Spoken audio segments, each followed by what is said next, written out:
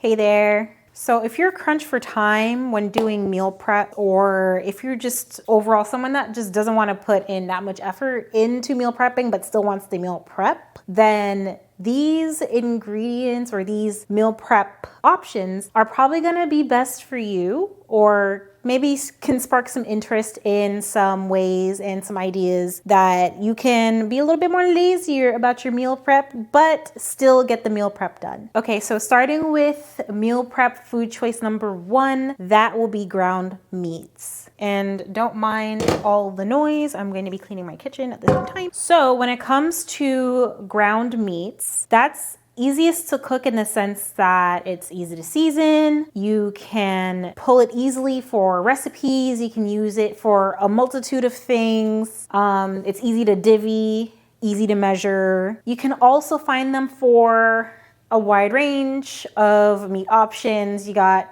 chicken, turkey, beef, whatnot. You can also eat them at multiple times during the day. Like, ground meats aren't just reserved for dinner. You can use them for breakfast, you can use them for lunch, etc. Probably my favorite way to use them is for tacos or for power bowls. So of course with tacos, that's super easy. You just measure it out, put it on your tortillas or whatnot, and then you're good. Or with your bowls, you measure out whatever portion that you need for your bowl, and just add toppings, whatever bases, whatever veggies you want, and then that meal's good to go. Super simple, super easy. This is probably the easiest way to get the highest amount of protein possible while having the least amount of effort possible. The second food choice that makes food prep much easier is sweet potatoes. With sweet potatoes, they are super easy to me because you can just set them and forget them, meaning you can just put them in the oven and it takes forever for them to bake anyways to get them super soft. So with that in mind, you could easily start cooking some ahead of time and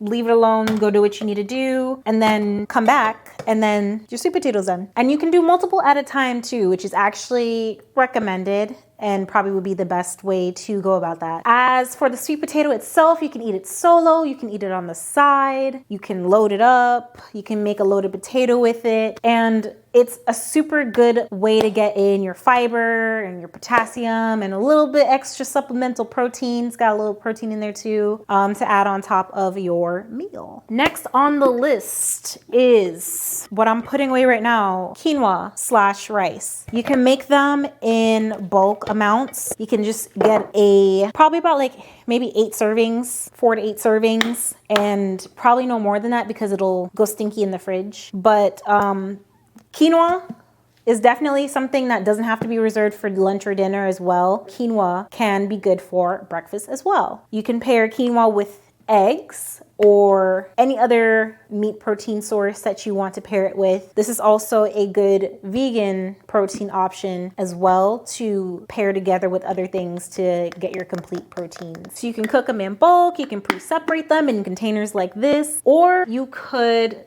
grab it from the pot. I don't recommend that, especially as soon as it gets cold, it starts to clump and things like that. And then like sharing it out and spooning it out and separating it after the fact is like very annoying. So I'd rather separate out my base and then add whatever things that I want to it. For example, I have chicken thighs in this container right here that I made 2 days ago, and I just made this quinoa today. So I could just pair the two together, or if I go and end up cooking some beef or some turkey, I can pair that with this too. It prevents you from having to stick to one meal while still having predictable meal options. So rice and quinoa, don't sleep on that. Rice is perfect for training days, in my opinion, when you need a little bit more energy.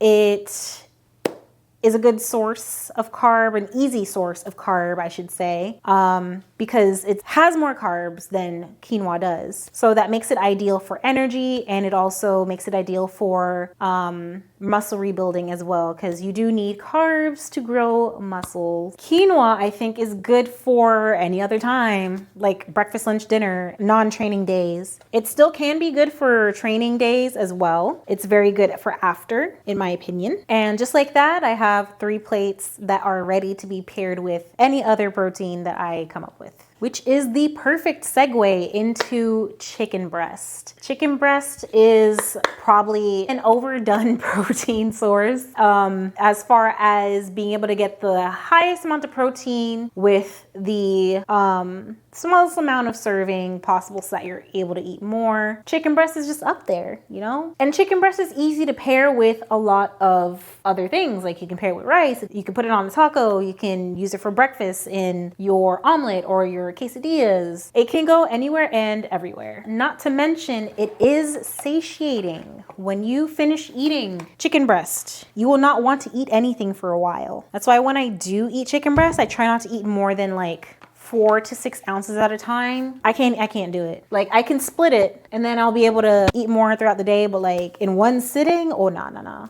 Maybe my husband, but not me, no. Just a bonus tip, cooking utensils can make or break how easy it is to cook your meal preps. And I mention this because this pot has changed a lot for me. It is a nonstick pan and cooking in it has been so nice so far. Like I didn't realize how outdated my old pan is because this pot, like I fry in it too. Like it is so nice. All my food sticks to my other pan, but this, I can brown me some chicken and I don't have to worry about that. So yeah, just had to add that in there. The next easy meal prep ingredient slash meal slash idea is definitely spaghetti and ground turkey. Just in general, pastas are really easy. Like the ones where it's just simple, just the noodles, the sauce, and the meat in the sauce. Perfect. Super easy to do. And it's a complete meal all together in one dish. You can just put it in one dish, heat up the whole dish. You don't have to like go and do anything extra. It's one and done. You just have to be conscious of the type of pasta sauce being used or even the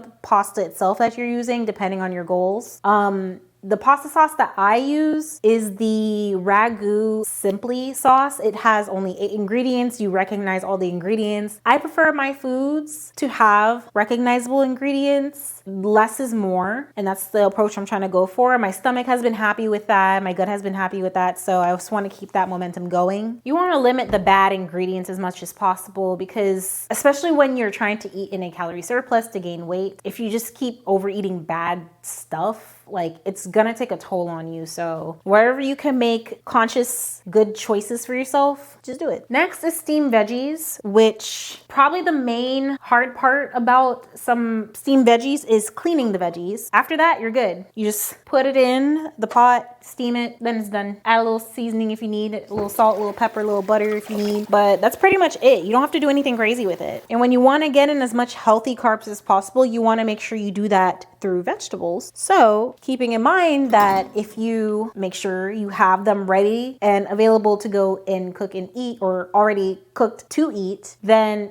you're likely going to eat more vegetables because it's already there, you know? Vegetables can sometimes be like the forgotten stepchild, but really it plays a role. It really does in your performance, your recovery, and your overall health. You could go for frozen vegetables to make it easier on yourself, but honestly, not recommended. Fresh vegetables and freezing that would probably be 10 times better than grabbing already frozen vegetables from the frozen section, especially when it's so easy to just put it in the freezer to make sure it's preserved. Okay, last option would be potatoes, and not sweet potatoes, I mean regular Idaho potatoes. Although this is a starchy vegetable and it can spike your blood sugar more than sweet potato can, it does play a role in energy and performance and muscle recovery. So it has a specific use. And as long as you use it for that specific use, then you should be good. With that in mind, you can make mashed potatoes in the food processor, but beware, it's really easy to over process it and make it come out a bit like gushy. So just be careful of over blending. But yeah, you can make mashed potatoes in the food processor.